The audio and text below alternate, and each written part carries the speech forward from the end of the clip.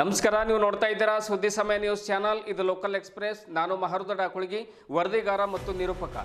ಮತ್ತೆ ಹೊಸ ಸುದ್ದಿಗಳನ್ನು ತೆಗೆದುಕೊಂಡು ನಾವು ನಿಮ್ಮ ಮುಂದೆ ಬರ್ತಾ ಇದ್ದೀವಿ. ಈ ದಿನದ ಪ್ರಮುಖ ಹೆಡ್ಲೈನ್ಸ್ಗಳನ್ನು ನೋಡ್ಕೊಂಡು ಬರೋಣ. ಮಾರ್ಚ್ 18 ಮತ್ತು 19ರಂದು ರಾಂಪುರ ಕಾಲೋನಿಯ ಗೋಶಾಲೆಯಲ್ಲಿ ವಿವಿಧ ಕಾರ್ಯಕ್ರಮಗಳ ಆಯೋಜನೆ.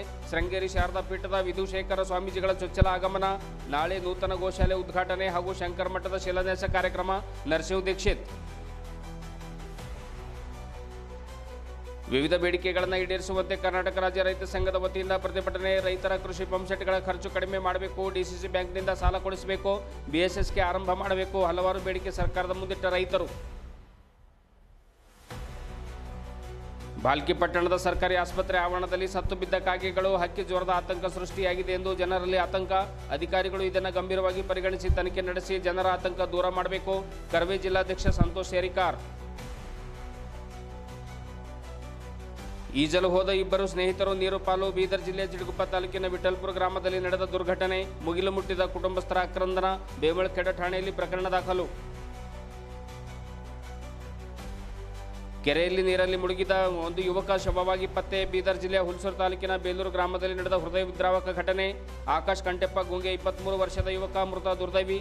ಸತತ 26 ಗಂಟೆಗಳ ಕಾರ್ಯಾಚರಣೆ ನಂತರ ಶವ ತೆಗೆದ ತಾಲೂಕು ಆಡಳಿತ. ಒಳ ಮೀಸಲಾತಿ ನ್ಯಾಯಯುತವಾಗಿ ಮತ್ತು ವೈಜ್ಞಾನಿಕ ಜಾರಿಗಾಗಿ ಮಾರ್ಚ್ 23ರಂದು ಬೆಂಗಳೂರಿನಲ್ಲಿ ರಾಜ್ಯ ಮಟ್ಟದ ಬೃಹತ್ ಸಭೆ. ಜೆಸಿ ಮಾಧುಸ್ವಾಮಿ ವರದಿ ಅವೈಜ್ಞಾನಿಕವಾಗಿದೆ. ವೈಜ್ಞಾನಿಕ ಗಣತಿಯ ನಂತರ ಒಳ ಮೀಸಲಾತಿ ಜಾರಿ ಮಾಡಿ. ವಿಠ್ಠಲ್ದಾಸ್ ಪ್ಯಾಗೆ. ಇಂದಿನ ಒಂದಿಷ್ಟು ವಾರ್ತೆಗಳ ವಿವರಗಳನ್ನು ನೋಡ್ಕೊಂಡು ಬರೋಣ. ಮಾರ್ಚ್ 18 ಮತ್ತು 19ರಂದು ಶೃಂಗೇರಿ ಶಾರದಾ ಪೀಠದ ಪ್ರಸ್ತುತ ಉತ್ತರಾಧಿಕಾರಿಗಳಾಗಿರುವಂಥ ಶ್ರೀ ವಿಧುಶೇಖರ ಭಾರತೀ ತೀರ್ಥ ಸ್ವಾಮೀಜಿಯವರು ಪ್ರಪ್ರಥಮ ಬಾರಿಗೆ ಬೀದರ್ ನಗರಕ್ಕೆ ಆಗಮಿಸುತ್ತಿದ್ದು, ದಕ್ಷಿಣಾಮ್ನೆಯ ಶೃಂಗೇರಿ ಶಾರದಾ ಪೀಠದ ಜಗದ್ಗುರು ಶ್ರೀ ಭಾರತೀ ತೀರ್ಥ ಮಹಾಸ್ವಾಮೀಜಿಯವರ ಪೀಠಾರೋಹಣದ ಸುವರ್ಣ ಮಹೋತ್ಸವದ ನಿಮಿತ್ತ ಸನಾತನ ಧರ್ಮ ವಿಜಯ ಯಾತ್ರೆ ಕೈಗೊಳ್ಳುವ ಮೂಲಕ ಬೀದರ್ ನಗರಕ್ಕೆ ಆಗಮಿಸುತ್ತಿರುವುದು ಎಂದು ರಾಂಪುರೆ ಕಾಲೋನಿಯ ಶ್ರೀ ಸತ್ಯನಾರಾಯಣ ಗೋಶಾಲೆಯ ಅರ್ಚಕರಾಗಿರುವಂತಹ ನರಸಿಂಹ ದೀಕ್ಷಿತ್ ಮಹಾರಾಜ್ ಅವರು ತಿಳಿಸಿದರು. ಜಿಲ್ಲಾ ಪತ್ರಿಕಾ ಭವನದಲ್ಲಿ ಸುದ್ದಿಗೋಷ್ಠಿಯನ್ನು ಉದ್ದೇಶಿಸಿ ಮಾತನಾಡಿರುವಂತಹ ಅವರು 18ರಂದು ಮಂಗಳವಾರ ಸಾಯಂಕಾಲ 5 ಗಂಟೆಗೆ ನಗರದ MS ಪಾಟೀಲ್ ಫಂಕ್ಷನ್ ಹಾಲ್ನಿಂದ ಸತ್ಯನಾರಾಯಣ ಮಂದಿರದ ಗೋಶಾಲೆವರೆಗೆ ವೇದಘೋಷ ಹಾಗೂ ವಿವಿಧ ಸಮಾಜದ ಸುಮಂಗಲಿಯರಿಂದ ಕುಂಭ ಕಳಶದೊಂದಿಗೆ ಪೂಜ್ಯರ ಶೋಭಾಯಾತ್ರೆ ಜರುಗಲಿದೆ ಎಂದು ಅವರು ಹೇಳಿದರು. ಧೂಳಿಪಾದ ಪೂಜನ ನಂತರ ವಿವಿಧ ಸಮಾಜ ಮುಖಂಡರಿಂದ ಪೂಜ್ಯರಿಗೆ ಸನ್ಮಾನ ಮತ್ತು ಫಲಪುಷ್ಪ ಸಮರ್ಪಣೆ. ತದನಂತರ ಪೂಜ್ಯರಿಂದ ಅನುಗ್ರಹ ಭಾಷಣ. ತದನಂತರ ನೆರೆದ ಭಕ್ತಾದಿಗಳಿಗೆ ಮಹಾಪ್ರಸಾದ ವಿತರಣೆ ಕಾರ್ಯಕ್ರಮ ಜರುಗಲಿದೆ. ರಾತ್ರಿ 9:30 ಗಂಟೆಗೆ ಸರಿಯಾಗಿ ಚಂದ್ರಮೌಳೇಶ್ವರ ಪೂಜಾ ಆರಂಭವಾಗಲಿದೆ ಎಂದು ದೀಕ್ಷಿತ್ ಅವರು ಹೇಳಿದರು. 19ರಂದು ಬುಧವಾರ ಬೆಳಿಗ್ಗೆ 10 ಗಂಟೆಗೆ ಗೋಪೂಜನ. ನಂತರ ನೂತನವಾಗಿ ನಿರ್ಮಿಸಿರುವಂತಹ ಗೋಶಾಲೆಯ ಉದ್ಘಾಟನೆ ಕಾರ್ಯಕ್ರಮ ಜರುಗಲಿದೆ. ನಂತರ ರಾಜಗೋಪುರದ ಪೂಜೆ. ತದನಂತರ ಶಂಕರ ಮಠದ ನಿರ್ಮಾಣದ ಭೂಮಿ ಪೂಜನ ಮತ್ತು ಶಿಲಾನ್ಯಾಸ ಕಾರ್ಯಕ್ರಮ ಆಯೋಜಿಸಲಾಗಿದೆ. ಇದಾದ ಬಳಿಕ ಗುರುಪಾದ ಪೂಜನ, ಗುರುದರ್ಶನ, ತರುವಾಯ ಮಹಾಪ್ರಸಾದ ವಿತರಣೆ ಕೂಡ ಜರುಗಲಿದೆ. ಈ ಎಲ್ಲ ಕಾರ್ಯಕ್ರಮಗಳು ಶಂಕರ ಸೇವಾ ಭಕ್ತ ಮಂಡಳಿ, ಬೀದರ್ ವೈದಿಕ ವಿಪ್ರ ಸಂಘ ಹಾಗೂ ಗುರು ಸೇವಾ ನಿಧಿಯ ಸಮಸ್ತ ಪರಿವಾರದವರು ಆಯೋಜಿಸಿದ್ದಾರೆ ಎಂದು ನರಸಿಂಹ ದೀಕ್ಷಿತ್ ಮಹಾರಾಜ್ ಅವರು ಹೇಳಿದರು. ಮುಖ್ಯಸ್ಥರಾಗಿರುವಂತಹ ಶ್ಯಾಮಕಾಂತ್ ಕುಲಕರ್ಣಿ, ಸೂರ್ಯಕಾಂತ್ ಕುಲಕರ್ಣಿ, ದಿನಕರ್ ರಾವ್ ಕುಲಕರ್ಣಿ, ಪ್ರಭುರಾವ್ ಕುಲಕರ್ಣಿ ಹಾಗೂ ಭೂದಾನಿಗಳಾಗಿರತಕ್ಕಂತಹ ರವೀಂದ್ರ ಸ್ವಾಮಿಯವರು ಕೂಡ ಸುದ್ದಿಗೋಷ್ಠಿಯಲ್ಲಿ ಹಾಜರಿದ್ದರು. ರವೀಂದ್ರ ಸ್ವಾಮಿಯವರು ಕೂಡ ಕಾರ್ಯಕ್ರಮದಲ್ಲಿ ಪ್ರತಿಯೊಬ್ಬರು ಕೂಡ ಪಾಲ್ಗೊಳ್ಳಬೇಕು ಎನ್ನುವಂಥ ಕರೆಯನ್ನು ಅವರು ಕೂಡ ಕೊಟ್ಟರು.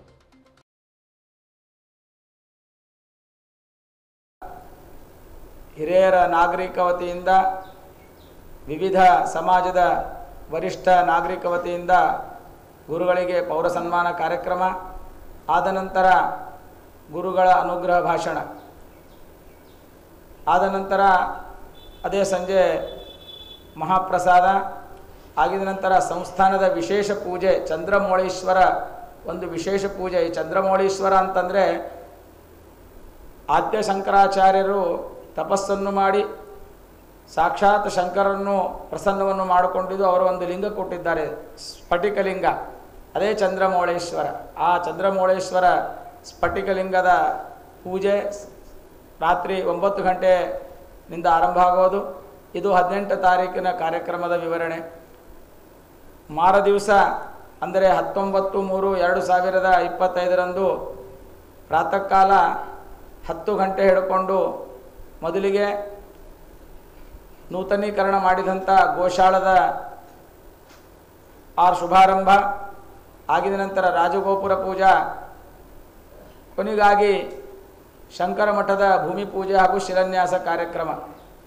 ಆದ ನಂತರ ಗುರುಗಳು ಸ್ವಯಂ ಹಸ್ತದಿಂದ ಬಂದಿದಂಥ ದರ್ಶನಕ್ಕೆ ಬಂದಿದಂಥ ಎಲ್ಲ ಭಕ್ತರಿಗೆ ವಿಶೇಷ ಆಶೀರ್ವಾದ ಮಾಡೋರು.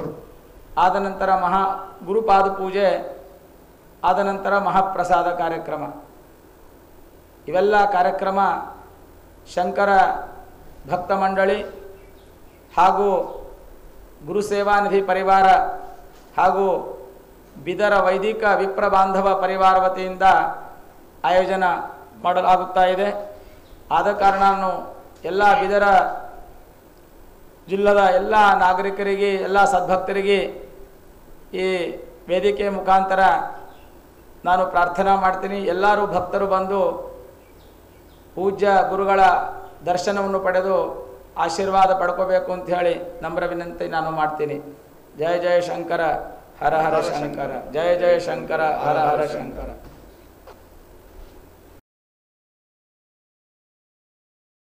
ಅದ್ರ ಸಲುವಾಗಿ ಗುರುಗಳು ಹೊಣ್ತಾ ಇದ್ದಾರಲ್ಲ.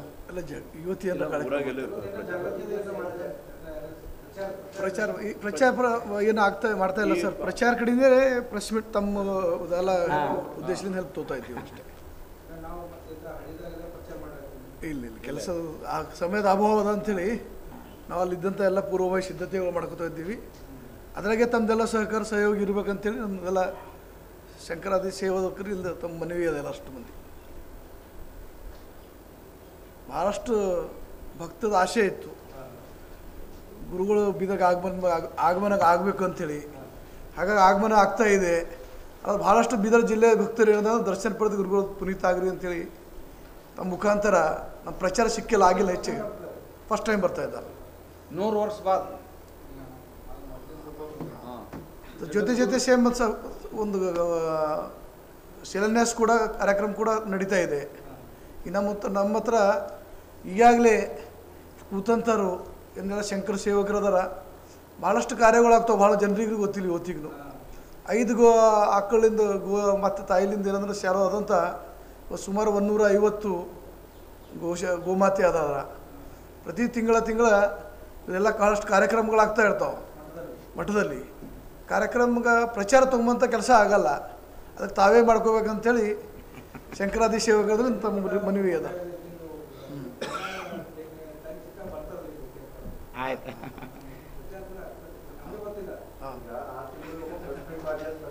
ಅದೇ ಆಯ್ತು ಮಾಡ್ತೀನಿ, ಜರೂರು ಮಾಡ್ತೀವಿ. ನೀವೆಲ್ಲ ಸಹಕಾರ ಬೇಕು ನಮ್ಗೆ. ಲಕ್ಷ್ಮೀ ಸತ್ಯನಾರಾಯಣ ಮಂದಿರ ಆಲ್ರೆಡಿ ನಾವು ಕಟ್ಟಿಂದಿದೆ.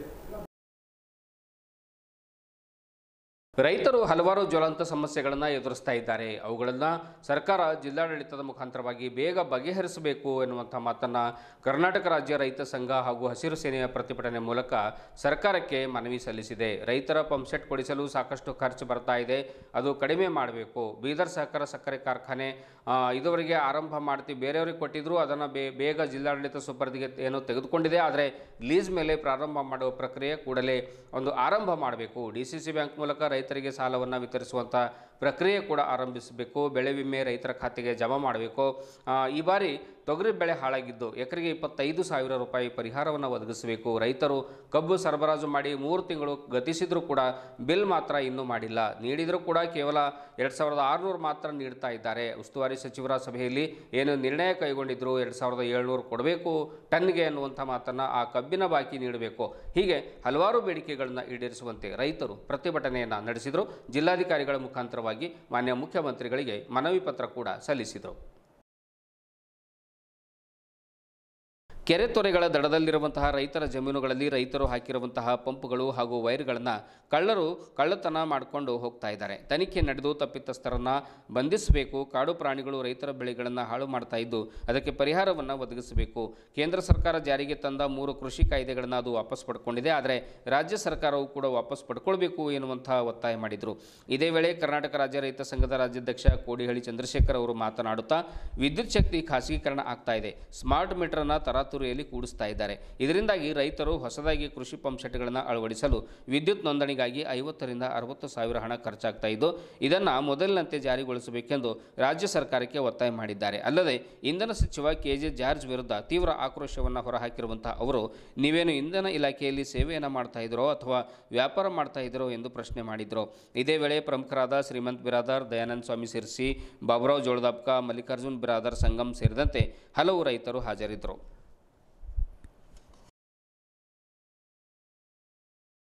ವಿದ್ಯುತ್ ಶಕ್ತಿಯೂ ಕೂಡ ಈಗಾಗಲೇ ಖಾಸಗೀಕರಣದ ಕಡೆಗೆ ಸಾಗ್ತಾ ಇದೆ. ವಿದ್ಯುತ್ ಶಕ್ತಿ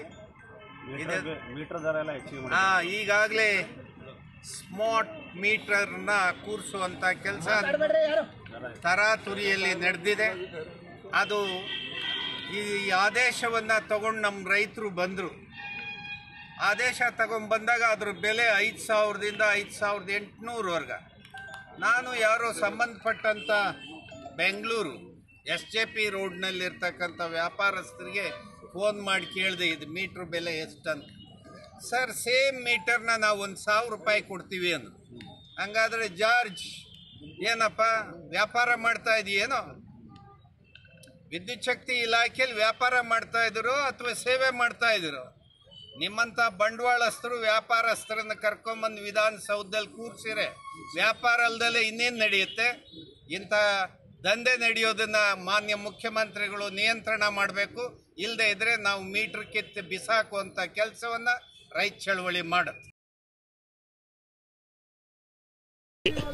ಹೋರಾಟ ಮಾಡುತ್ತಿದ್ದೆವು. ಮುಂದೆ ಬರ್ತಕ್ಕಂಥ ದಿನದಲ್ಲಿ ಇದಕ್ಕೆ ಹೆಚ್ಚಿನ ಪ್ರಮಾಣದಲ್ಲಿ ಹೋರಾಟ ಮಾಡ್ತೇವೆ. ಇವತ್ತು ಈ ಮಾಧ್ಯಮ ಮುಖಾಂತರ ಹೇಳ್ತೀನಿ. ನಾನು ವಿದ್ಯುತ್ತರ ನೋಡ್ರಿ, ಮೋಟ್ರ್ ಚಾಲು ಮಾಡಿ ಒಕ್ಕಲಿಗೆ ಹೊಲ್ದಾಗ ನೀರು ಬಿಡ್ಲತ್ತದ, ನೀರು ಹಿಂಗೆ ಚಾಲು ಮಾಡೋಕ್ಕೆ ಬಂದಾಗಬೇಕು. ಹಿಂಗಾಗಿ ನೀರು ಕೊಡೋದೂ ಆಗಲ್ದು. ಅದು ಏನಂತಾರೆ ಕಣ್ಣು ಮುಚ್ಚ ಆಟ ಅಂತಾರಲ್ಲ, ಆ ರೀತಿಯಿಂದ ಆಗ್ತಾ ಇದೆ. ಅದಕ್ಕೆ ವಿದ್ಯುತ್ ಸಮರ್ಪಕವಾದ ವಿದ್ಯುತ್ ಕೊಡಬೇಕಂತ ಸರ್ಕಾರಕ್ಕೆ ಒತ್ತಾಯಿಸ್ತೇವೆ ನಾವು. ಗ್ಯಾರಂಟಿ ನೋಡ್ರಿ, ಕೊಡಬೇಡಂದ್ರೆ ಜನಕ್ಕೆ ಇದು ಆಯ್ತದೆ. ನಾವು ಗ್ಯಾರಂಟಿ ಕೊಡ್ಲಿಕ್ಕೇನು ಬೇಡಂಬಲ್ಲ. ಅದರ ನಮಗೇನದಂದ್ರೆ ಇದು ಮಾಡಬೇಡ್ರಿ, ರೈತರಿಗೆ ಕೊಲ್ಲಬೇಡ್ರಿ. ರೈತರಿಗೆ ಕೊಲ್ಲಿ ಹತ್ತು ಕಡೆ ಗ್ಯಾರಂಟಿ ಕೊಟ್ಟರು ಏನು ಮತ್ಲಬಿಲ್ಲ. ನಾವು ಇರಬೇಕು, ಅವರು ಇರಬೇಕು. ನೀವು ಗ್ಯಾರಂಟಿ ಕೊಡ್ತೀರಿ ಬಿಡ್ತೀರಿ, ನಾವು ಕೊಡ್ರಿ ಭೀ ಅಂಬಲ್ಲ, ಬ್ಯಾಡ್ನು ಅಂಬಲ್ಲ. ನಮ್ಮ ಸಮಸ್ಯೆ ಬಗೆಹರಿಸ್ಬೇಕಂದು ರೈತರ ಮುಖಾಂತರನ ಇವತ್ತೇನದ ಹೇಳಕ್ಕೆ ಇಷ್ಟಪಡ್ತೀನಿ. ಸರ್ಕಾರಕ್ಕೆ ಇಂತಿಷ್ಟು ಗಡುವು ಏನದ ಒಂದು 15 ದಿವಸ ಗಡುವು ಕೊಟ್ಟಿದ್ದೆವು. 15 ದಿವಸ ಆದಮೇಲೆ ಮತ್ತೆ ದೊಡ್ಡ ಪ್ರಮಾಣದಾಗ ಹೋರಾಟ ಇಡ್ತೇವೆ.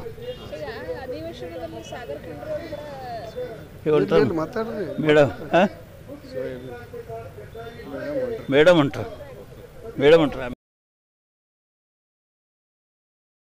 ಭಾಲ್ಕಿ ಪಟ್ಟಣದ ಸರ್ಕಾರಿ ಆಸ್ಪತ್ರೆಯ ಆವರಣದಲ್ಲಿ ಹಲವಾರು ಕಾಗೆಗಳು ಸತ್ತು ಬೀಳ್ತಾ ಇವೆ. ಜನರಿಗೆ ಹಕ್ಕಿ ಜ್ವರದ ಒಂದು ಆತಂಕ ಕೂಡ ನಿರಂತರವಾಗಿ ಕಾಡ್ತಾ ಇದೆ. ಪಕ್ಕದ ಮಹಾರಾಷ್ಟ್ರದಲ್ಲಿ ಈ ಕುರಿತು ಸಾಕಷ್ಟು ಚರ್ಚೆ ನಡೀತಾ ಇರುವಂತಹ ಬೆನ್ನಲ್ಲೇ ಬೀದರ್ ಜಿಲ್ಲೆಯ ಭಾಲ್ಕಿ ಪಟ್ಟಣದ ಸರ್ಕಾರಿ ಆಸ್ಪತ್ರೆಯ ಆವರಣದಲ್ಲೇ ಈ ಘಟನೆ ನಡೆದರೂ ಕೂಡ ಅಧಿಕಾರಿಗಳು ಯಾವುದೇ ಕ್ರಮಕ್ಕೆ ಮುಂದಾಗದೇ ಇರುವಂಥದ್ದು ಸಾರ್ವಜನಿಕರ ತೀವ್ರ ಆಕ್ರೋಶಕ್ಕೂ ಕೂಡ ಕಾರಣವಾಗಿದೆ. ಇನ್ನು ಈ ವಿಚಾರವಾಗಿ ವಿಡಿಯೋ ಮೂಲಕ ಆಕ್ರೋಶವನ್ನು ಹೊರಹಾಕಿರುವಂತಹ ಕರ್ನಾಟಕ ರಕ್ಷಣಾ ವೇದಿಕೆಯ ತಾಲೂಕು ಅಧ್ಯಕ್ಷರಾಗಿರುವಂತಹ ಜಿಲ್ಲಾಧ್ಯಕ್ಷರಾಗಿರುವಂತಹ ಸಂತೋಷ್ ಶೇರಿಕರ್ ಅವರು ಅಧಿಕಾರಿಗಳು ಕೂಡಲೇ ಕಾರಣವಿಲ್ಲದೆ ಸಾಯ್ತಾ ಇರುವಂತಹ ಕಾಗೆಗಳ ಪ್ರಕರಣವನ್ನು ಗಂಭೀರವಾಗಿ ಪರಿಗಣನೆ ಮಾಡಬೇಕು, ಇಲ್ಲದ್ರೆ ಬಹಳ ಒಂದು ಸಮಸ್ಯೆ ಆಗುತ್ತೆ ಅನ್ನುವಂಥ ಮಾತನ್ನು ಹೇಳಿದರು. ಸೂಕ್ತ ತನಿಖೆಯನ್ನು ನಡೆಸಬೇಕು. ಈ ಮೂಲಕವಾಗಿ ಜನರಲ್ಲಿ ಮನೆ ಮಾಡಿರುವಂತಹ ಆತಂಕವನ್ನು ಬೇಗ ದೂರ ಮಾಡಬೇಕು. ಇಲ್ಲವಾದಲ್ಲಿ ಇಲಾಖೆಯ ವಿರುದ್ಧ ನಾವು ಜಿಲ್ಲೆಯಾದ್ಯಂತ ಹೋರಾಟ ಮಾಡ್ತೇವೆ ಅನ್ನುವಂಥ ಮಾತನ್ನು ಕೂಡ ಶೇರಿಕಾರ್ ಹೇಳಿದರು. ಸಹಜವಾಗಿ ಕಾಗೆಗಳು ಸತ್ತು ಬೀಳ್ತಾ ಇರುವಂಥದ್ದು ಯಾಕೆ, ನಿಜಕ್ಕೂ ಕೂಡ ಇದು ಹಕ್ಕಿ ಜ್ವರದ ಒಂದು ಮುನ್ಸೂಚನೆ ಇದೆಯಾ ಎನ್ನುವಂಥದ್ದನ್ನು ಕೂಡ ವೈದ್ಯರು ಅಥವಾ ವೈದ್ಯಾಧಿಕಾರಿಗಳು ಬೇಗ ಇದನ್ನು ಪತ್ತೆ ಹಚ್ಚಬೇಕು ಅನ್ನುವಂಥದ್ದು ಸಾರ್ವಜನಿಕರ ಮನವಿಯಾಗಿದೆ.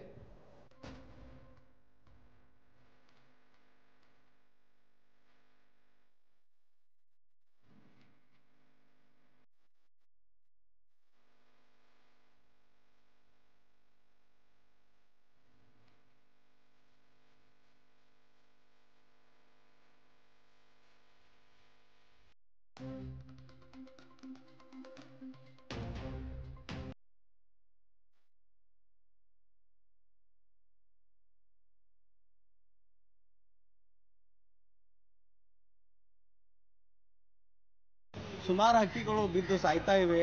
ಆದರೂ ಕೂಡ ಅದು ಬೇರೆ ಈಗಿನ ದಿನದಲ್ಲಿ ಹಕ್ಕಿ ಜ್ವರ ಅಂತ ಎದ್ದು ಕಾಣಿಸ್ತಾ ಇದೆ ಎಲ್ಲ ಕಡೆ. ಈ ಒಂದು ಕರ್ನಾಟಕದ ತುಂಬೆಲ್ಲ ಹಕ್ಕಿ ಜ್ವರ ಸದ್ದು ಮಾಡ್ತಾ ಇದೆ. ಆದರೂ ಕೂಡ ಇಲ್ಲಿನ ಏನು ಅಧಿಕಾರಿಗಳಾಗಲಿ, ಸಚಿವರಾಗಲಿ ಮತ್ತು ಶಾಸಕರಾಗಲಿ ಇದ್ರ ಬಗ್ಗೆ ಯಾವುದೇ ಥರದ ಒಂದು ಒತ್ತು ಕೊಡ್ತಾ ಇಲ್ಲ. ಈ ಹಿಂದೆ ಕೂಡ ನಾವು ಹಲವಾರು ಸಲ ಸರ್ಕಾರಿ ಆಸ್ಪತ್ರೆ ಬಗ್ಗೆ ನಾವು ಧ್ವನಿಯನ್ನು ಎತ್ತಿದ್ವಿ. ಈ ಥರ ಇದೆ, ಈ ಥರ ಸಮಸ್ಯೆಗಳಿವೆ, ಅದಕ್ಕೆ ಪರಿಹಾರ ಒದಗಿಸ್ಕೊಡಿ ಅಂತ ಸುಮಾರು ಸಲ ಜಿಲ್ಲಾ ಆರೋಗ್ಯ ಅಧಿಕಾರಿಗಳಿಗೂ ಕೂಡ ಮನವಿ ಪತ್ರ ಕೊಟ್ಟಿದ್ವಿ. ಆ ಜಿಲ್ಲಾ ಆರೋಗ್ಯ ಅಧಿಕಾರಿಗಳು ಇಲ್ಲೇ ಪಕ್ಕದಲ್ಲೇ ಇರ್ತಾರೆ, ಆದರೂ ಕೂಡ ಇಲ್ಲಿ ಒಂದು ಸಲನೂ ವಿಸಿಟ್ ಮಾಡೋದಲ್ಲ. ಇಲ್ಲಿ ಈ ಥರ ಆದರೆ ನಿಮ್ಮ ವಿರುದ್ಧ ನಾವು ಒಂದು ಬೃಹತ್ ಪ್ರತಿಭಟನೆಯನ್ನು ಹಮ್ಮಿಕೊಂಡು ಹಾಗೂ ಆಡಳಿತ ಸರ್ಕಾರದ ವಿರುದ್ಧ ಒಂದು ಧ್ವನಿಯನ್ನು ಎತ್ತಿ ನಾವು ಇದಕ್ಕೆ ಸಮಸ್ಯೆಗೆ ಪರಿಹಾರ ಏನು ಬೇಕು ಅದನ್ನು ಮಾಡೋಕ್ಕೆ ನಾವು ರೆಡಿ ಇದ್ದೀವಿ ಅಂತ ಈ ಮುಖಾಂತರ ನನ್ನ 2 ಮಾತುಗಳನ್ನು ಮುಗಿಸ್ತಾ ಇದ್ದೀನಿ. ಸಂತೋಷ್ ಶೇರಿಕಾರ್, ಜಿಲ್ಲಾಧ್ಯಕ್ಷರು, ಬೀದರ್. ಬಾವಿಯಲ್ಲಿ ಈಜಲು ಹೋಗಿದ್ದ ಇಬ್ಬರು ಸ್ನೇಹಿತರು ನೀರು ಪಾಲಾದ ಘಟನೆ ಬೀದರ್ ಜಿಲ್ಲೆಯ ಚಿಟಗುಪ್ಪ ತಾಲೂಕಿನ ವಿಠಲ್ಪುರ ಗ್ರಾಮದಲ್ಲಿ ಜರುಗಿದೆ. ಗ್ರಾಮದ ಐತಿಹಾಸಿಕ ಬಾವಿ ಅಂದರೆ ದೊಡ್ಡದಾಗಿರತಕ್ಕಂಥ ಒಂದು ಐತಿಹಾಸಿಕವಾದ ಹಿಸ್ಟಾರಿಕಲ್ ಅದೊಂದು ಬಾವಿ ಇದೆ. ಅಲ್ಲಿ ಈಜಲು ಹೋಗಿದ್ದಾರೆ. ಆಳವಾಗಿರ್ತಕ್ಕಂಥ ಬಾವಿಯಲ್ಲಿ ಮುಳುಗಿ ಓರ್ವ ಸ್ನೇಹಿತ ಕೂಡಲೇ ಆತ ಸಾವನ್ನಪ್ಪಿದ್ದಾನೆ. ನನ್ನ ಸ್ನೇಹಿತ ಬಿದ್ನಲ್ಲ ಬಾವಿಯೊಳಗೆ ಅಂತ ತಿಳ್ಕೊಂಡು ಇನ್ನೊಬ್ಬ ಸ್ನೇಹಿತ ಅದೇ ಒಂದು ಬಾವಿಯೊಳಗೆ ಅವನನ್ನು ಕಾಪಾಡಲಿಕ್ಕೆ ಅವನು ಆ ಆಳವಾದ ಒಂದು ಬಾವಿಯಲ್ಲಿ ಆತನು ಕೂಡ ಜಗಿದಿದ್ದಾನೆ.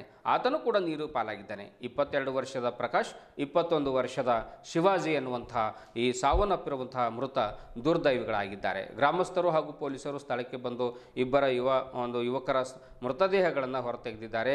ಈ ಕುರಿತು ಬೆಮಳಕೆಡ ಪೊಲೀಸ್ ಠಾಣೆಯಲ್ಲಿ ಪ್ರಕರಣ ದಾಖಲಾಗಿದೆ. ಅವರಿಬ್ಬರ ಯುವಕರ ಒಂದು ಮನೆಯಲ್ಲಿ ಸ್ಮಶಾನ ಮೌನ ಆವರಿಸಿದೆ.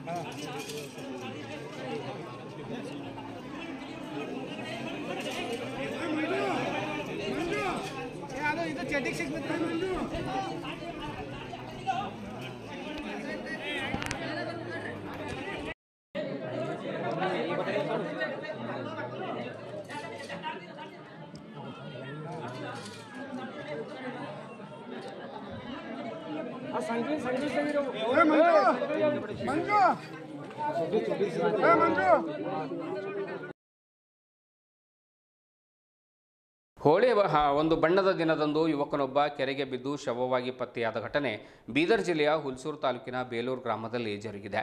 ಆಕಾಶ್ ಕಂಟೆಪ್ಪ ಗುಂಗೆ 23 ವರ್ಷದ ಯುವಕ ಬೇಲೂರು ಗ್ರಾಮದವನಾಗಿದ್ದ. ಕಳೆದ ಕೆಲವು ವರ್ಷಗಳಿಂದ ತನ್ನ ತಾಯಿಯ ಜೊತೆ ಹೈದರಾಬಾದ್ನಲ್ಲಿ ವಾಸವಾಗಿದ್ದ.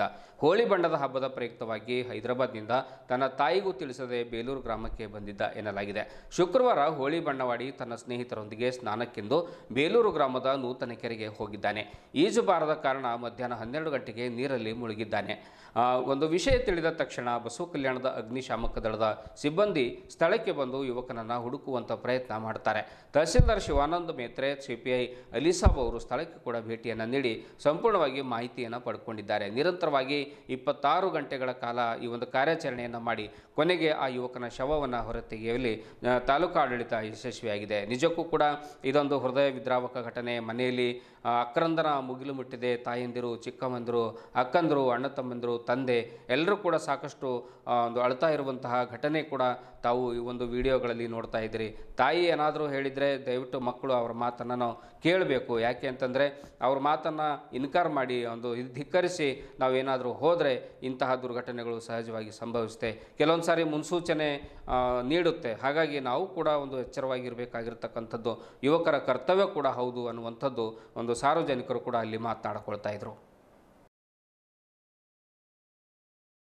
ಬೀದರ್ನ ಅಗ್ನಿಶಾಮಕ ದಳವನ್ನು ಕರೆಸಿಕೊಂಡು ಶುಕ್ರವಾರ ದಿನವಿಡೀ ಯುವಕನನ್ನು ಕೆರೆಯಲ್ಲಿ ಹುಡುಕುವ ಪ್ರಯತ್ನ ಮಾಡ್ತಾರೆ.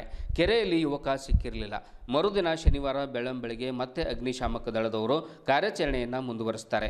ಶನಿವಾರ ಮಧ್ಯಾಹ್ನವೂ ಕೂಡ ಯುವಕನ ದೇಹ ಸಿಗದ ಕಾರಣಕ್ಕಾಗಿ ತಹಸೀಲ್ದಾರ್ ಶಿವಾನಂದ್ ಮೇತ್ರೆ ಅವರು, ಆಮೇಲೆ CPI ಅಲಿ ಸಾಬ್ ಅವರು ಮಹಾರಾಷ್ಟ್ರದ ನಾಂದೇಡ್ನ ಗೋದಾವರಿ ಜೀವರಕ್ಷಕ ಎನ್ನುವಂತಹ ಅನುಭವಿ ಈಜು ತಂಡವನ್ನು ಕರೆಸ್ತಾರೆ. ಸತತ 1 ಗಂಟೆಗಳ ಕಾಲ ಈ ಅನುಭವಿ ಈಜುಗಾರರ 1 ಗಂಟೆಯ ಶ್ರಮ ಮತ್ತು ಪ್ರಯತ್ನದಿಂದ ಯುವಕನ ಮೃತದೇಹ ಪತ್ತೆಯಾಯಿತು. ಒಟ್ಟಾರೆಗೆ ಸುಮಾರು 26 ಗಂಟೆಗಳ ಶತಪ್ರಯತ್ನದ ನಂತರ ಪತ್ತೆಯಾದ ಶವವನ್ನು ಮರಣೋತ್ತರ ಪರೀಕ್ಷೆಗಾಗಿ ಹುಲ್ಸೂರು ಸರ್ಕಾರಿ ಆಸ್ಪತ್ರೆಗೆ ಕಳುಹಿಸಲಾಯಿತು. ನಂತರ ಸ್ಥಳಕ್ಕೆ ಭೇಟಿ ನೀಡಿದ ಸಹಾಯಕ ಆಯುಕ್ತ ಮುಕುಲ್ ಜೈನ್ ಅವರು ಸಂಬಂಧಪಟ್ಟ ಅಧಿಕಾರಿಗಳಿಂದ ಸಂಪೂರ್ಣ ಮಾಹಿತಿಯನ್ನು ಪಡ್ಕೊಳ್ತಾರೆ. ಈ ಕುರಿತು ಹುಲ್ಸೂರು ಪೊಲೀಸ್ ಠಾಣೆಯಲ್ಲಿ ಪ್ರಕರಣ ದಾಖಲಾಗಿದ್ದು ತನಿಖೆ ಕೂಡ ಮುಂದುವರೆದಿದೆ ಎಂದು ತಿಳಿದು ಬಂದಿದೆ. ಕೊಂಗಳಿ ಏತ ನೀರಾವರಿ ಯೋಜನೆಯ ಸಲುವಾಗಿ ಸಣ್ಣ ನೀರಾವರಿ ಇಲಾಖೆಯಿಂದ ಬೇಲೂರು ಗ್ರಾಮದಲ್ಲಿ ನಿರ್ಮಾಣವಾದ ಈ ನೂತನ ಕೆರೆಯು ಇಲ್ಲಿನ ಜನರಿಗೆ ಪ್ರೇಕ್ಷಣೀಯ ಸ್ಥಳವಾದಂತಾಗಿದೆ. ಇಲ್ಲಿನ ಗಡಿಗೌಡಗಾಂವ್ ಮತ್ತು ಬೇಲೂರು ಗ್ರಾಮದ ಜನರು ಈಜಾಡಲು ಮತ್ತು ವಾತಾವರಣ ಸವಿಯಲು ಬರ್ತಾ ಇದ್ದು, ಜನರ ರಕ್ಷಣೆಗೆ ಮತ್ತು ಕೆರೆಯ ಸುರಕ್ಷತೆಯ ದೃಷ್ಟಿಯಿಂದ ಕೆರೆಯ ಸುತ್ತಮುತ್ತ ತಡೆಗೋಡೆ ನಿರ್ಮಾಣ ಹಾಗೂ ಜನರು ಸರಳವಾಗಿ ಕೆರೆಗೆ ಇಳಿಯದಂತೆ ತಂತಿ ಬೇಲಿ ನಿರ್ಮಿಸಬೇಕು. ಮುಂದಿನ ದಿನಗಳಲ್ಲಿ ಅಹಿತಕರ ಘಟನೆ ನಡೆಯದಂತೆ ನೋಡಿಕೊಳ್ಬೇಕು ಎನ್ನುವಂಥ ಮಾತನ್ನು ಕೂಡ ಸಾರ್ವಜನಿಕರು ಹೇಳ್ತಾ ಇದ್ದಾರೆ ಮತ್ತು ಗ್ರಾಮಸ್ಥರು ಮನವಿ ಮಾಡಿಕೊಂಡಿದ್ದಾರೆ.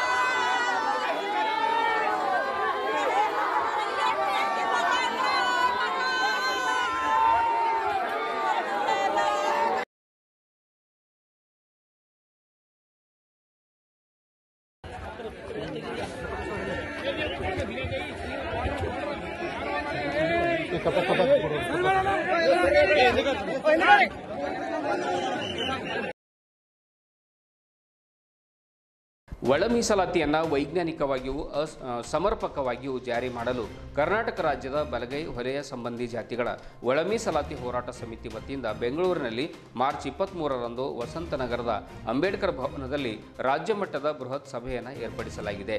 ಈ ಕಾರ್ಯಕ್ರಮದಲ್ಲಿ ಪರಿಶಿಷ್ಟ ಜಾತಿ ಒಳ ಮೀಸಲಾತಿ ಏಕ ಸದಸ್ಯತ್ವ ವಿಚಾರಣಾ ಆಯೋಗದ ಅಧ್ಯಕ್ಷರಾಗಿರುವಂತಹ ನ್ಯಾಯಮೂರ್ತಿ ನಾಗಮೋಹನ್ ದಾಸ್ ಅವರು ಮನವಿಯನ್ನು ಸ್ವೀಕರಿಸಲು ಒಪ್ಪಿದ್ದಾರೆ ಎಂದು ಸಮಿತಿಯ ಉಪಾಧ್ಯಕ್ಷರಾಗಿರುವಂತಹ ವಿಠಲ್ದಾಸ್ ಪ್ಯಾಗೆ ತಿಳಿಸಿದ್ದಾರೆ. ನಗರದ ಪತ್ರಿಕಾಭವನದಲ್ಲಿ ಮಾತನಾಡಿರುವಂತಹ ಅವರು, ಬೀದರ್ನಿಂದ ಸುಮಾರು 700 ಜನರು ಭಾಗವಹಿಸ್ತಾ ಇದ್ದೇವೆ. ರಾಜ್ಯದ ಎಲ್ಲ ಜಿಲ್ಲೆಗಳ ಬಲಗೈ ಸಮುದಾಯದ ಉಪಜಾತಿಗಳ ಜನರು, ಸಂಘ ಸಂಸ್ಥೆಗಳು, ವಲಯ ಸಂಬಂಧಿತ ಜಾತಿಗಳ ಬಾಂಧವರು ಹೆಚ್ಚಿನ ಸಂಖ್ಯೆಯಲ್ಲಿ ಪಾಲ್ಗೊಳ್ಳಬೇಕೆಂದು ಕೋರಿದ್ದಾರೆ. ಇದೇ ವೇಳೆ ಅಧ್ಯಕ್ಷರಾಗಿರುವಂತಹ ಮಾರುತಿ ಬೌದ್ಧೇವರು ಕೂಡ ಮಾತನಾಡಿದ್ದಾರೆ. ಈ ಒಂದು ಕಾರ್ಯಕ್ರಮದಲ್ಲಿ ನ್ಯಾಯಮೂರ್ತಿ ನಾಗಮೋಹನ್ ದಾಸ್ ಅವರು ಪಾಲ್ಗೊಳ್ತಾ ಇದ್ದಾರೆ. ಇನ್ನು ಅನೇಕ ಜನ ನಮ್ಮ ಒಂದು ಉಪಜಾತಿಗಳ ಮುಖಂಡರು ಕೂಡ ಪಾಲ್ಗೊಳ್ತಾ ಇದ್ದಾರೆ. ಹಾಗಾಗಿ ಹೆಚ್ಚಿನ ಸಂಖ್ಯೆಯಲ್ಲಿ ಪಾಲ್ಗೊಳ್ಳಬೇಕು ಎನ್ನುವಂಥ ಮನವಿಯನ್ನು ಬೌದ್ಧೇವರು ಮಾಡಿಕೊಂಡಿದ್ದಾರೆ. ಈ ಸಂದರ್ಭದಲ್ಲಿ ಗೌರವ ಅಧ್ಯಕ್ಷರಾಗಿರುವಂಥ ಡಾಕ್ಟರ್ ಕಾಶಿನಾಥ್ ಚೆಲವಾ ಅವರು ಕೂಡ ಮಾತನಾಡಿದರು. ಸಹ ಕಾರ್ಯದರ್ಶಿ ರಾಜಪ್ಪ ಗುನ್ನಳಿಕರ್, ಮಹೇಶ್ ಗೋರ್ನಾಳ್ಕರ್ ಸೇರಿದಂತೆ ಇನ್ನು ಅನೇಕ ಜನರು ಸುದ್ದಿಗೋಷ್ಠಿಯಲ್ಲಿ ಹಾಜರಿದ್ದರು. ಆರ್ಥಿಕ, ಶೈಕ್ಷಣಿಕ, ರಾಜಕೀಯ ಸ್ಥಿತಿಗತಿಗಳು ಏನಿವೆ ಅವು ಕೇವಲ ಕಪೋಲ ಕಲ್ಪಿತವಾಗಿರದೆ ಸತ್ಯದ ಆಧಾರದ ಮೇಲೆ ಅವು ಒಂದು ವೇಳೆ ಇದ್ದರೆ ಎಲ್ಲರಿಗೂ ಸಹ ಸಾಮಾಜಿಕ ನ್ಯಾಯ ಸಿಗಲಿ ಅಂತಕ್ಕಂಥ ಒಂದು ಮನೋಭಾವನೆಯಿಂದ ಇಲ್ಲಿಯವರೆಗೆ ಈ ಬಲಗೈ ನಡೆದುಕೊಂಡು ಬಂದಿದೆ. ಬಲಗೈ ಈ ಒಂದು ಜಾತಿ ಎಂದೂ ಸಹಿತ ಸ್ವಾತಂತ್ರ್ಯ ಆದಮೇಲೆ, ಸಂವಿಧಾನ ಜಾರಿ ಆದಮೇಲೆ ಯಾವ ಉಪಜಾತಿಗಳ ಮೇಲೇನೂ ಅನ್ಯಾಯ ಮಾಡಿರೋದು ಯಾವುದೇ ರೀತಿಯಲ್ಲಿ ನಿಮಗೆ ಉದಾಹರಣೆಗಳು ಸಿಗೋದಿಲ್ಲ. ಇಲ್ಲಿಯವರೆಗೆ ನಾವು ಎಲ್ಲರನ್ನ ತೆಗೆದುಕೊಂಡು ಹೋಗಿರ್ತಕ್ಕಂಥ ಒಂದು ಉದಾಹರಣೆಗಳಿವೆ. ಅದಕ್ಕೆ ಉದಾಹರಣೆ ಸ್ವತಃ ಡಾಕ್ಟರ್ ಬಾಬಾ ಸಾಹೇಬ್ ಅಂಬೇಡ್ಕರ್ ಅವರೇ ಇದ್ದಾರೆ. ಅವರು ಮಹಾರ್ ಜಾತಿಯಲ್ಲಿ ಹುಟ್ಟಿದಾಗ್ಯೂ ಸಹಿತ ಕೇವಲ ಮಹಾರ್ ಜಾತಿಗಳಿಗೆ ಸಂವಿಧಾನಾತ್ಮಕ ಹಕ್ಕುಗಳು ಸಿಗಬೇಕು, ಉಳಿದವರಿಗೆ ಬೇಡ ಅಂಥೇಳಿ ಎಲ್ಲೂ ಅವರು ಹೋರಾಟ ಮಾಡಿಲ್ಲ. ಅಂಬೇಡ್ಕರ್ ವಾದಿಗಳಾಗಿರ್ತಕ್ಕಂಥ ಈ ಬಲಗೈನವರು ಎಂದೂ ಸಹಿತ ಒಂದು ಜಾತಿಗೆ ಅನ್ಯಾಯ ಆಗಬೇಕು, ಇನ್ನೊಬ್ಬರ ಹಕ್ಕುಗಳನ್ನು ಹೊಡ್ಕೊಂಡು ತಿನ್ನಬೇಕು ಅಂತಕ್ಕಂಥದ್ದು ಎಂದೂ ಸಹ ತಮ್ಮ ಹೇಳಿಕೆಯಿಂದಾಗಲಿ ತಮ್ಮ ಕೃತ್ಯದಿಂದಾಗಲಿ ಮಾಡಿರೋದು ಇಲ್ಲಿಯವರೆಗೆ ಎಲ್ಲೂ ಸಿಗೋದಿಲ್ಲ. ಆದಾಗ್ಯೂ ಸಹಿತ ಈ ಒಂದು ಜಾತಿಯನ್ನು ಬೇಕಂತಲೇ ಎಲ್ಲರೂ ಸೇರಿಕೊಂಡು ಇದನ್ನು ತುಳಿಯೋ ಪ್ರಯತ್ನ ಮಾಡ್ತಾ ಇರೋ ಸಂದರ್ಭದಲ್ಲಿ ಸುಮ್ಮನೆ ಕೂಡಲಿಕ್ಕೆ ಆಗೋದಿಲ್ಲ ಅನ್ನೋ ಒಂದು ನಿರ್ಧಾರದಿಂದ ಮೊನ್ನೆ ಈ ಸರ್ಕಾರ ಬಂದ ಮೇಲೆ ಏನು ಎಂಪಿರಿಕಲ್ ಡಾಟಾ ಅನ್ನೋ ಒಂದು ಪದ ಸುಪ್ರೀಂ ಕೋರ್ಟ್ ಉಪಯೋಗ ಮಾಡಿದೆ, ವೈಜ್ಞಾನಿಕ ಆಧಾರದ ಮೇಲೆ, ಸತ್ಯದ ಆಧಾರದ ಮೇಲೆ ಜನಸಂಖ್ಯೆಗೆ ಅನುಗುಣವಾಗಿ ಅದನ್ನು ಒದಗಿಸಬೇಕು ಒಳ ಮೀಸಲಾತಿ ಅಂದಮೇಲೆ ಆ ಎರಡು ಸದಾಶಿವ ಆಯೋಗವನ್ನು ಮತ್ತು ಮಾಧುಸ್ವಾಮಿಯವರ ವರದಿಯನ್ನು ಪಕ್ಕಕ್ಕಿಟ್ಟು ಈ ಪ್ರಾಧ್ಯಾಪಕರು ಕೇಂದ್ರ ವಿಶ್ವವಿದ್ಯಾಲಯ ಕಲಬುರಗಿ, ಡಾಕ್ಟರ್ ನವೀನ್ ಕುಮಾರ್ ವಿಚಾರವಂತರು ಬೆಂಗಳೂರು, ಇವರು ವಿಷಯ ಮಂಡನೆ ಅವರಿಬ್ಬರು ಮಾಡಿದ್ರೆ ಪ್ರಕ್ರಿಯೆ ಇದೆ.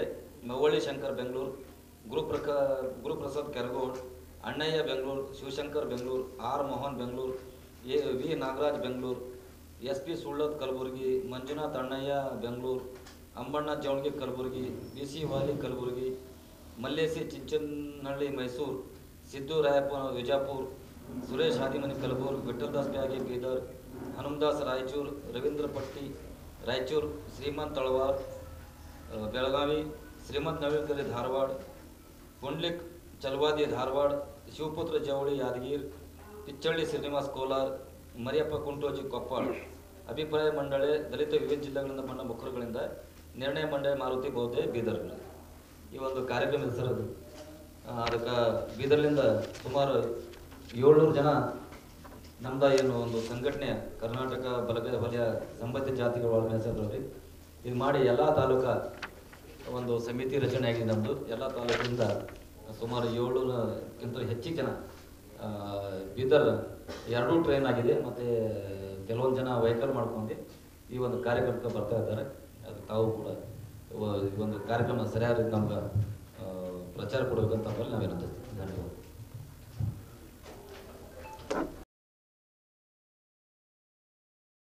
ಸಮೀಕ್ಷೆ ಮಾಡಿಕೊಂಡು ನಿಜವಾಗಿ ಅದರಲ್ಲಿ ಕ್ರಿಶ್ಚಿಯನ್ಸ್ ಯಾರಿದ್ದಾರೆ, ಮಾದಿಗ ಯಾರಿದ್ದಾರೆ, ಹೊಲೆಯರು ಯಾರಿದ್ದಾರೆ, ಸಮುದಾಯ ಯಾರಿದ್ದಾರೆ, ಆರ್ಥಿಕ ಬಲಿಷ್ಠ ಯಾರಿದ್ದಾರೆ, ಇವೆಲ್ಲವನ್ನ ಸಮೀಕ್ಷೆ ಮಾಡಿದಾಗ ಅಂಕಿಅಂಶಗಳನ್ನ ಸರಿಯಾಗಿ ಸಿಗುತ್ತದೆ. ಅದಕ್ಕೆ ಆ ಸಂದರ್ಭದಲ್ಲಿ ಒಂದ್ ವೇಳೆ ಸಮೀಕ್ಷೆ ಡೋರ್ ಟು ಡೋರ್ ಮಾಡಿದ್ರಂದ್ರೆ ಆ ಸಂದರ್ಭದಲ್ಲಿ ಯಾರು ಹೆಚ್ಚಿಗೆ ಆಗುತ್ತಾರೋ ಗೊತ್ತಿಲ್ಲ. ಈಗ 2011 ಸಮೀಕ್ಷೆ ಅದ ಇದು. ಇವಾಗ ಮತ್ತೇನು ಹೊಲಿಯ ರೈಟ್ ಕಮ್ಯುನಿಟಿನೇ ಹೆಚ್ಚಿಗೆ ಆಗ್ಬೋದು, 6 ಆದೋಗ್ಬೋದು, 5 ಮಾದಿಗ ಆಗ್ಬೋದು. ಅದಕ್ಕೆ ನಾವು ನಂಬೋದು ಉದ್ದೇಶ ಏನಂದ್ರೆ ಸಮೀಕ್ಷೆ ವೈಜ್ಞಾನಿಕವಾಗಲಿ ಮತ್ತೆ ಕರೆಕ್ಟ್ ಆಗಿರಲಿ. ಅದರಲ್ಲಿ ಸಮೀಕ್ಷೆ ಆದ ನಂತರ ಅದರಲ್ಲಿ ನೀವು ಒಂದ್ ವೇಳೆ ನಮ್ಮ ಸಂಖ್ಯೆನೇ ಹೆಚ್ಚು ಇತ್ತು ಆ ಪ್ರತಿಶತ ಪ್ರಕಾರ 15 ಅಥವಾ 17 ಬೈಫರ್ಕೇಶನ್ ಮಾಡಿ ನೀವು ಒಂದೈದು. ಎರಡನೇದು ಅಂದ್ರೆ ಈಗ ನಮ್ಗೆ ಬೀದರ್ ಗುಲ್ಬರ್ಗದವರಿಗೆ ಹೊಲೆಯದ್ರಿಗೆ 1% ಯಾಕೆ ಸೇರಿಸಿದ್ರಿ ನೀವು? 1% ಸೇರಿಸ್ಬೇಕಾದ್ರೆ ನೀವು ಏನು ಇಟ್ಕೊಂಡ್ರಿ, ನೀವು ಆಧಾರಗಳೇನು ಇಟ್ಕೊಂಡ್ರಿ? ಅದು ನಮ್ದು ಹೋರಾಟ. ಹಾಗಾಗಿ ಈ ಒಂದು ನಮ್ಮ ಹೋರಾಟ 23ನೇ ತಾರೀಕಿಗೆ ಅಧ್ಯಕ್ಷರಿಗೆ ಏನು ಮನವಿ ಮಾಡ್ಕೊಳ್ಳೋದಂದ್ರೆ ಮರು ಸಮೀಕ್ಷೆ ಮಾಡ್ರಿ, 1 ಇಲ್ಲ ಅಂದ್ರೆ 5ರಲ್ಲಿ ನಮ್ಗೆ ಸೇರಿಸ್ರಿ. ಯಾರು ಬೀದರ್ ಮತ್ತು ಗುಲ್ಬರ್ಗ ಹೊಲೆರಿ 1% ತೆಗೀರಿ ಅಂತಕ್ಕಂಥ ನಮ್ಮ ಹೋರಾಟ ಇದೆ. ಧನ್ಯವಾದ.